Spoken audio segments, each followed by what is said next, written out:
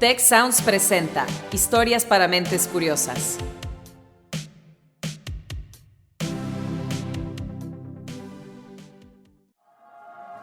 ¿Dónde leíste eso? ¿Cómo te enteraste? ¿Está comprobado? Me interesa ese tema. ¿Cuál es tu fuente? ¿Dónde escuchaste eso?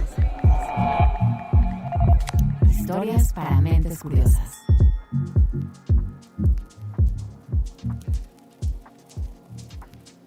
A mí lo que me llevó a los psicodélicos fue la depresión. Y pues bueno, hay quien habla de experiencias muy positivas, muy bellas, muy increíbles, y hay quien habla de experiencias muy negativas, entre comillas. Pues yo tuve las dos. Él es Bernardo Garza, tiene 29 años y es sobreviviente de un trastorno depresivo mayor que no responde al tratamiento estándar. Yo pues tenía antecedentes pues prácticamente toda la vida, pero siempre fui bastante funcional. Empecé pues alrededor de la universidad a tener ya como que episodios más fuertes. Dejó de disfrutar sus pasatiempos, se apartó de sus amistades y tuvo que renunciar a su trabajo. En 2022 pues llegué a un nivel muy grave donde estaba teniendo pensamientos suicidas muy fuertes todos los días, y fue como una crisis pues muy grande donde pues le tuve que decir a mi familia, le dije a mis amigos, y se volvió mi vida a tratar de ver cómo me salgo de esto. Hizo lo que recomiendan los especialistas, acudió a terapia y tomó los medicamentos psiquiátricos que le recetaron. Pues realmente no era suficiente. Intenté docenas de antidepresivos por más de un año y nunca me jalaron. La terapia pues no estaba haciendo mucha diferencia. E intenté muchos tratamientos, terapia electroconvulsiva, estimulación magnética transcraneal, pues de hecho ketamina también. Su odisea duró 18 meses, en los cuales permaneció vigilado prácticamente todo el tiempo. Estuve en clínicas, estuve en hospitales, y por fin pues escuchamos de una clínica que estaba ofreciendo terapia de psicodélicos. Yo ya había leído sobre eso y sabía que era una cosa con muchísima promesa. Entonces cuando escuché dije, claro, por favor. Bernardo apostó por un tratamiento asistido con psilocibina, la sustancia que le da propiedades alucinógenas a ciertos hongos. Por primera vez en año y medio sentí una diferencia notable en mi depresión. Como que ya mis pensamientos suicidas se controlaban. Soy Karina Rodríguez, editora general de Tech Science, la plataforma de divulgación del TEC de Monterrey, y esto es Historias para Mentes Curiosas. En el episodio de hoy, Bernardo Garza nos comparte a detalle su proceso de recuperación a partir de este tratamiento.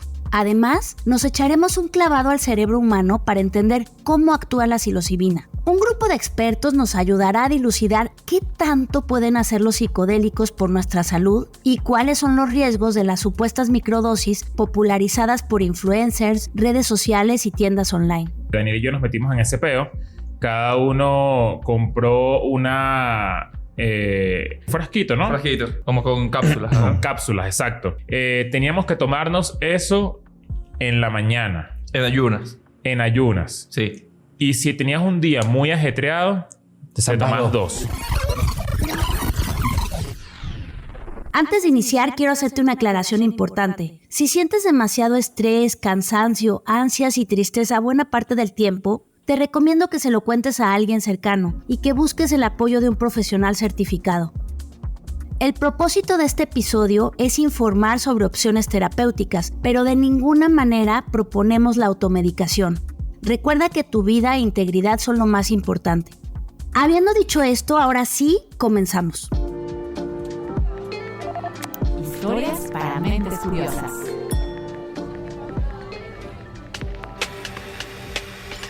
La naturaleza y los laboratorios de química sintética producen sustancias capaces de influir en el funcionamiento del cerebro humano. Por eso se les denomina psicoactivos. Algunos, como la cafeína, lo estimulan. Otros, como el alcohol, lo adormecen. Otros más, como los opioides, actúan sobre el sistema de recompensa y son adictivos. La gama es muy amplia. Dentro de esa diversidad se encuentra el grupo de los psicodélicos, cuyo efecto se ha robado la atención de científicos y psiquiatras que buscan alternativas para el manejo de distintas enfermedades, en particular la depresión. Habla el doctor Federico Ramos, médico psiquiatra que dirige el Comité de Ética e Investigación Clínica de la Escuela de Medicina y Ciencias de la Salud del TEC de Monterrey. los antidepresivos que hay, aunque son buenos, pues no son suficientes. De repente nos encontramos con personas que con los antidepresivos que tenemos a la mano no logran salir de su cuadro depresivo, lo que se llaman a veces depresiones resistentes al tratamiento o a veces depresiones atípicas, y tenemos que andar buscando otras moléculas para ver cómo ayudarles. De acuerdo con un artículo publicado en 2021 en la revista Molecules, la opción psicodélica más estudiada actualmente es la psilocibina. Es una molécula que es potente, que la puedes aislar, es decir, la puedes químicamente, pues puedes sacar la psilocibina y con eso medirla muy bien. Su origen natural son los hongos psilocibe. Este género clasifica a unas 360 especies, de las cuales al menos 116 contienen psilocibina y forman parte de la medicina tradicional indígena alrededor del mundo. Escuchemos al historiador y doctor en sociología Osiris García Cerqueda. Él es miembro de la comunidad mazateca de Huautla de Jiménez, Oaxaca, y colabora con la organización Indigenous Medicine Conservation Fund. En la Sierra Mazateca somos practicantes en el uso ritual sagrado de un tipo de hongos psilocibes que nosotros utilizamos para curar a nuestros paisanos de una diversidad de padecimientos anímicos, psicoemocionales, espirituales, ¿no? Es un uso muy vinculado con el medio ambiente, con deidades nativas, a las que nosotros llamamos chicones. Ellos son guardianes del agua, de la tierra, de las montañas, del aire, de todos los elementos naturales que conforman la biocultura mazateca. Según una revisión publicada en 2015 en la revista Neurología, el uso tradicional de psicodélicos en México se remonta a tiempos prehispánicos e incluye a los siguientes compuestos: amida de ácido delisérgico, presente en las llamadas semillas de la Virgen; la ometilbufotenina, que se obtiene de la piel del sapo bufo; la escopolamina, de la planta floripondio; la salvinorina, contenida en la hierba de la pastora; y la mescalina del peyote. ¿Conocías alguna de estas sustancias? Lo que tienen en común es que alteran el estado de conciencia, y quien las consume puede experimentar cambios temporales de ánimo, así como alteraciones en sus pensamientos y percepciones. Este uso fue vetado durante la colonia por esta cuestión de la evangelización, ¿no? El desplazamiento de estas tradiciones, costumbres, creencias, de todo este marco religioso que poseían los pueblos indígenas prehispánicos. Al final de cuentas, muchas de las prácticas ancestrales pues van a quedar ahí guardadas, ¿no? Van a estar en reserva, van a seguir siendo practicadas, pero no ante la mirada de la población y de las autoridades ya religiosas y jurídicas y legales de la Nueva España, ¿no? El conocimiento psicodélico fue transmitido de generación en generación, principalmente de manera oral, y así se conservó hasta el siglo XX. Entre los que van a preservar esta práctica, pues va a ser el pueblo mazateco. Están también los zapotecos, están también los chinantecos, ¿no? Están también el pueblo náhuatl, que tiene también su propia práctica de hongos sagrados, ¿no? Están los hermanos huirráricas en el norte, que siguen como protegiendo y preservando la práctica ritual del uso del jicuri y del peyote. En 1953, la historia dio una vuelta de tuerca. El banquero estadounidense Gordon Wasson llegó a Huautla de Jiménez, donde conoció a la sabia mazateca María Sabina. Ella le enseñó el poder sagrado de los niños santos, la especie de psilocibe que Wasson terminaría rebautizando como hongos mágicos. Y él, desde su punto de vista norteamericano, occidental, él cree que estos conocimientos deben de publicarse, ¿no? Entonces ahí está la revista Life, que siempre es el referente, ¿no? Como este estudio, esta investigación y esta publicación que hizo Gordon Wasson en el 57, que aún cuando le cambia el nombre a María Sabina, que aún cuando no da la ubicación exacta del lugar, ¿no? Pues fue una revelación tremenda para el mundo y también un impacto muy profundo para el pueblo mazateco.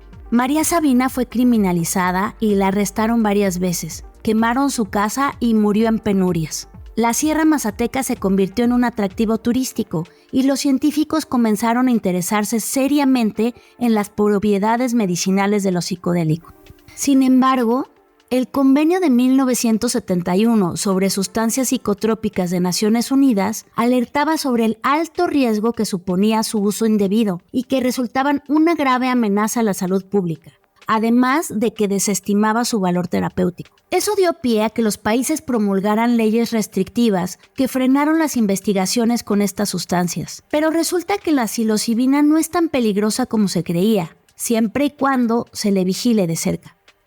Esto nos explica el Dr. Raúl Escamilla, psiquiatra con alta especialidad en el manejo integral de trastornos del espectro de la esquizofrenia y subdirector médico del Instituto Nacional de Psiquiatría. Actualmente, con toda la evidencia que hay, sabemos que son sustancias que no generan un patrón de abuso o de consumo compulsivo, como si no hay alguien que vaya como a abusar y tener una dependencia física a hongos psilocibes o a las moléculas psilocina, psilocibina o DMT o ayahuasca, ¿no? O MDMA. Pero esa es la limitante más importante incluso para que se pueda hacer investigación en nuestro país y podamos empezar a generar también nuestra propia evidencia en nuestra población. Las pruebas más contundentes del potencial terapéutico de la psilocibina han ido acumulándose desde 2006. Ese año, un estudio clínico aleatorizado doble ciego con personas sanas comparó el efecto de bienestar generado por la psilocibina con el del fármaco metilfenidato. Luego de 2 meses de tratamiento, los autores notaron mayor mejora psicológica en quienes tomaron psilocibina y publicaron sus resultados en la revista Psychopharmacology. Ningún otro tratamiento psiquiátrico se había complementado tanto con un abordaje integral, a diferencia de los antidepresivos o los psicofármacos con los que contamos actualmente en el mercado legal, que se tienen que administrar todos los días, tardan tiempo en actuar, tienes que alcanzar ciertas concentraciones, tienen muchos efectos adversos. Otro ensayo también de 2006, pero publicado en el Journal of Clinical Psychiatry, demostró que la psilocibina reducía los síntomas en pacientes con trastorno obsesivo-compulsivo. Hay algunos estudios que proponen la administración intermitente con periodos de intervalo de 2 dosis de compuesto entre 2 semanas, 3 semanas, 1 mes. Todavía no está definido cuál es el intervalo de tiempo ideal para acomodar otro refuerzo de dosis, pero de funcionar o llegarse a documentar, esto puede ayudar para los trastornos mentales, llegaría como a generar un cambio en el paradigma de los tratamientos actuales, porque hoy por hoy los tratamientos que tenemos es tomar un medicamento todos los días, no puede fallar, y a veces estamos hablando que son tratamientos por años o de manera indefinida. Las reglas del juego en cuanto al uso de los psicodélicos definitivamente están cambiando. Actualmente se le llama como una especie de gran renacimiento, sobre todo en países ya desarrollados, Reino Unido, Suiza, Alemania, Estados Unidos de Norteamérica, Australia, Canadá. Se está generando actualmente una gran cantidad de información con ensayos clínicos para diferentes padecimientos mentales. Y también contra padecimientos físicos como Parkinson y dolor crónico. Pero, ¿qué hay detrás de esta promesa? ¿Por qué funcionan los psicodélicos? Acompáñame a descubrirlo a través del testimonio de Bernardo Garza después de la pausa. Cuida tu mente. Los expertos del TEC de Monterrey brindan herramientas y consejos para potenciar una vida positiva. ¿Por qué nos es tan difícil a veces perdonar? Un programa con ejercicios y rutinas para ayudarnos a cultivar una vida plena. El perdón es una elección. Escúchalo en Spotify, Apple Podcast y Google Podcast. Historias para mentes curiosas.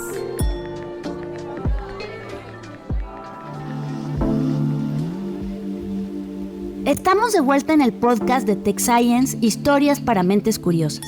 El significado etimológico de psicodélico es revelación del alma. Y la primera vez que se usó esta palabra fue en 1956, en una carta del psiquiatra Humphrey Osmond a su amigo escritor Aldous Huxley. En el caso de la psilocibina, ese potencial de generar epifanías se encuentra regulado legalmente con fines médicos en Canadá, Australia y Dinamarca. Tienen este modelo asistencial de investigación académico para proporcionar este tipo de tratamiento, sobre todo en trastornos o padecimientos mentales, donde digamos que ya se llegó como a agotar la mayor parte de las posibilidades y son padecimientos resistentes, en donde no hay mucho que ofrecer al paciente y se diseñan ensayos clínicos donde se puedan probar este tipo de compuestos con protocolos específicos.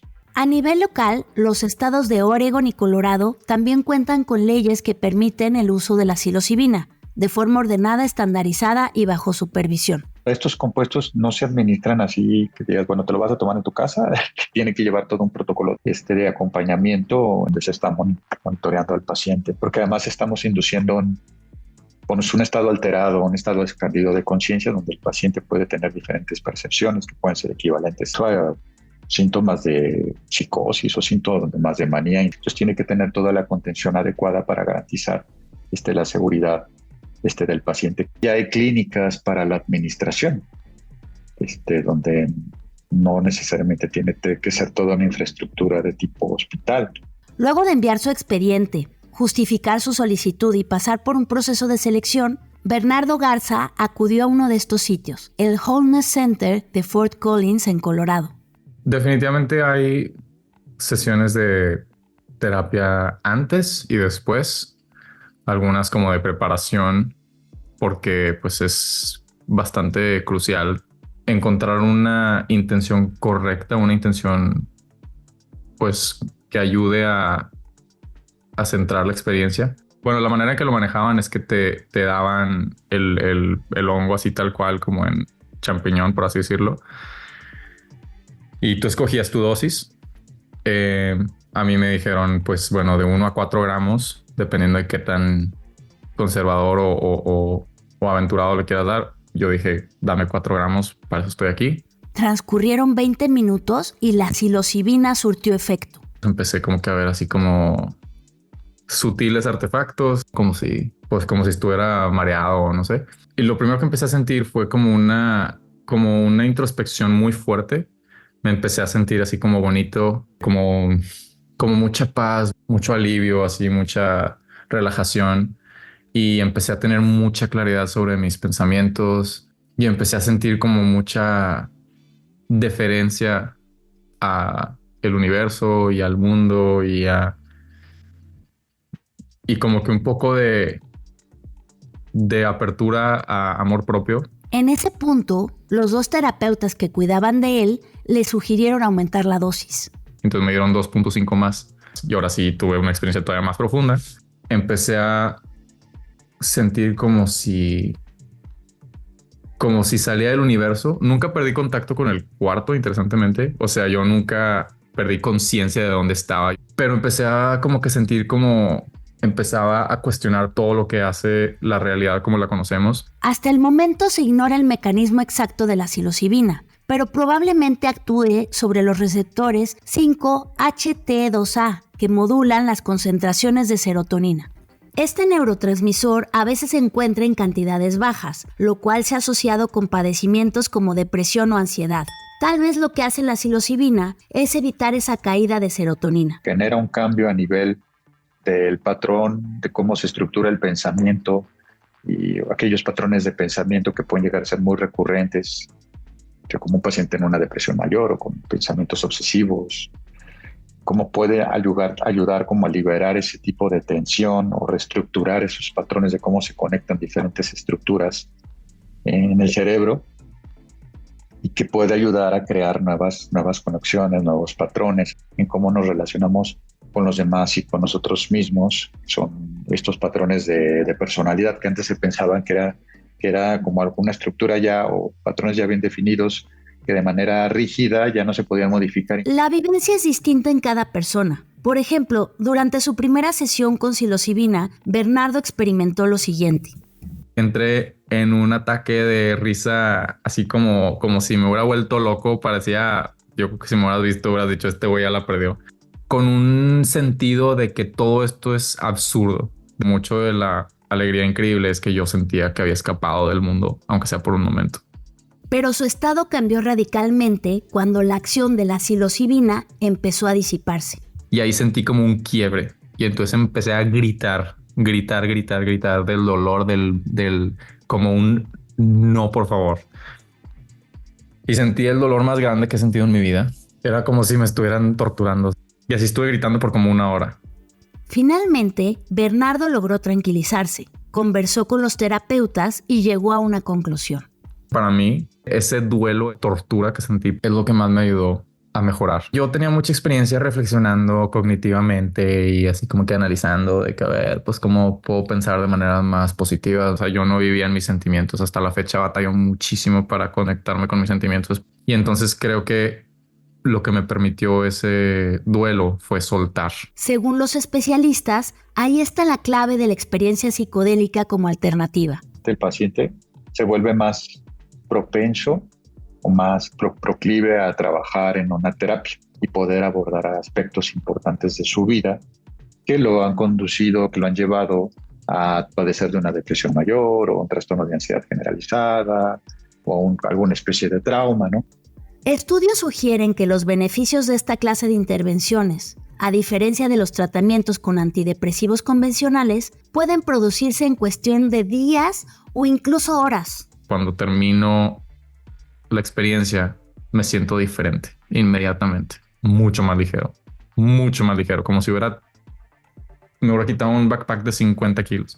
Ojo, eso no quiere decir que la depresión de Bernardo se haya esfumado como por arte de magia. Todavía no estoy trabajando, pero ya estoy escuchando música, jugando videojuegos, incluso estoy empezando a leer, lo cual pues hace unos meses hubiera dicho imposible. Ya no sufriendo de una manera muy fuerte, sino simplemente estoy deprimido, pero ya estoy más tranquilo. Los pensamientos suicidas no son una preocupación. En momentos extremos pueden llegar de vez en cuando, pero es muy raro y sé que ya tengo tanta resiliencia que ya no me preocupan. A Bernardo, la psilocibina le brindó esperanza.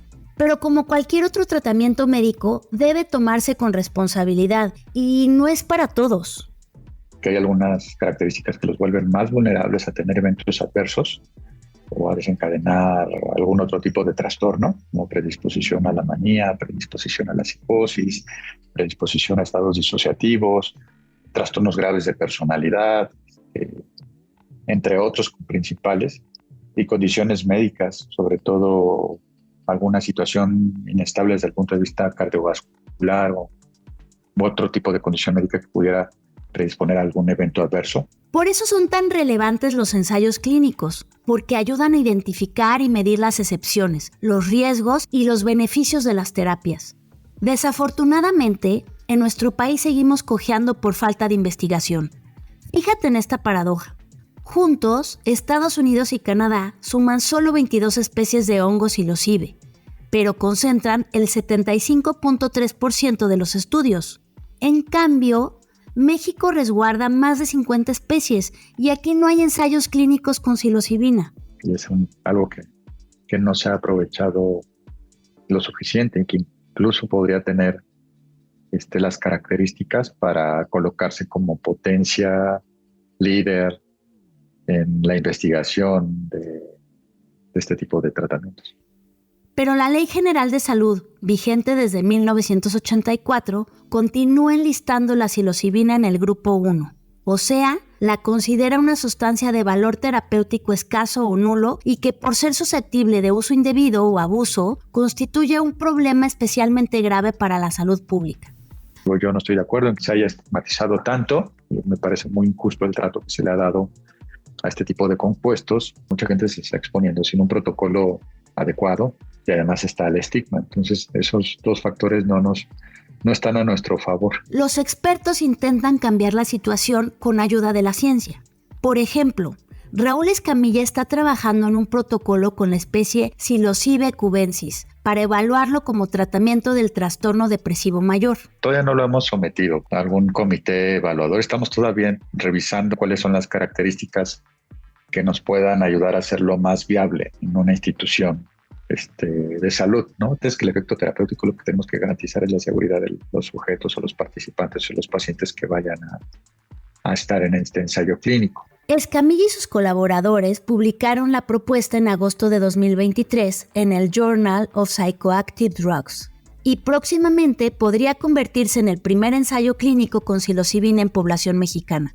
Yo confío en que va a constituirse en un recurso terapéutico muy valioso, pero todavía falta un largo camino que recorrer. Y uno de los retos a superar es el uso de la psilocibina por cuenta propia. Te explicaré las razones después de la pausa. Si quieres conocer más sobre cómo cuidar tu salud, te invitamos a escuchar Hola de Salud. La prevención hoy es parte del tratamiento. El podcast en el que nuestros expertos te darán consejos para vivir de manera sana, equilibrada y feliz. Felicidad, ese sería un objetivo último. Escúchalo en Spotify, Apple Podcast y Google Podcast.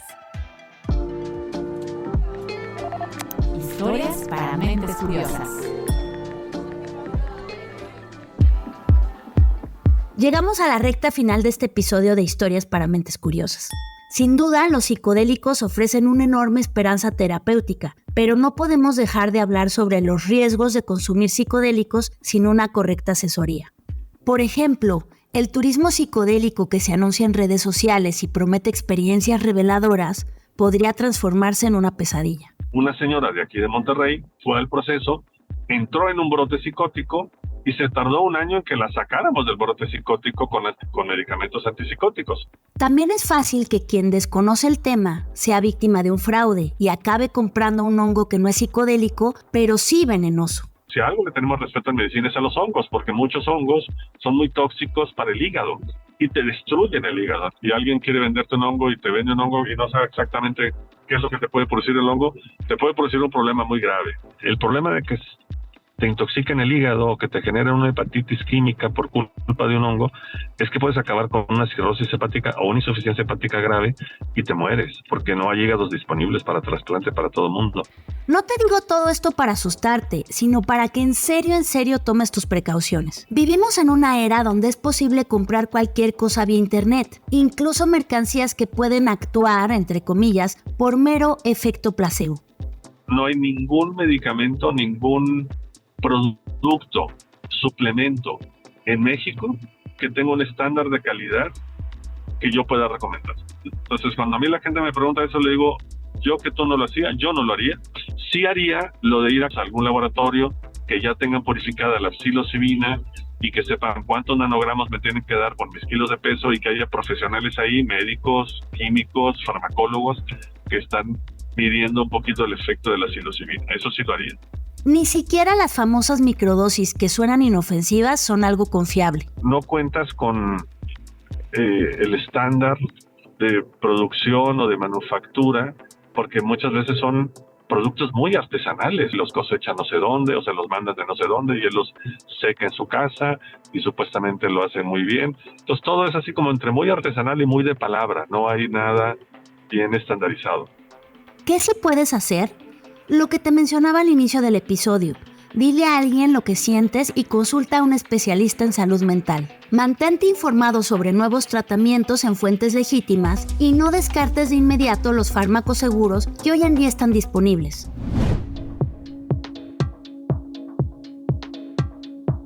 Historias para Mentes Curiosas es el podcast de Tech Science, la plataforma de divulgación del TEC de Monterrey. Agradecemos la participación en este episodio de los doctores Federico Ramos del TEC de Monterrey, Raúl Escamilla del Instituto Nacional de Psiquiatría y Osiris García, colaborador del Indigenous Medicine Conservation Fund. Hacemos un reconocimiento especial a Bernardo Garza por habernos compartido su testimonio y a ti por habernos escuchado.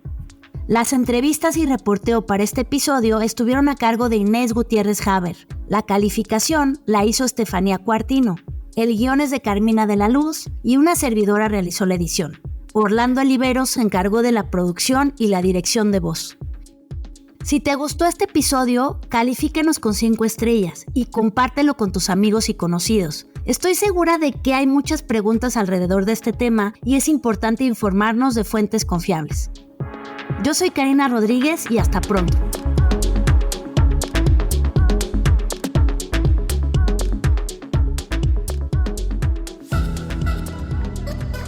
¿Cómo te enteraste? ¿Está comprobado? ¿Te interesa ese tema? ¿Cuál es tu fuente? ¿Dónde escuchaste eso? Historias para Mentes Curiosas.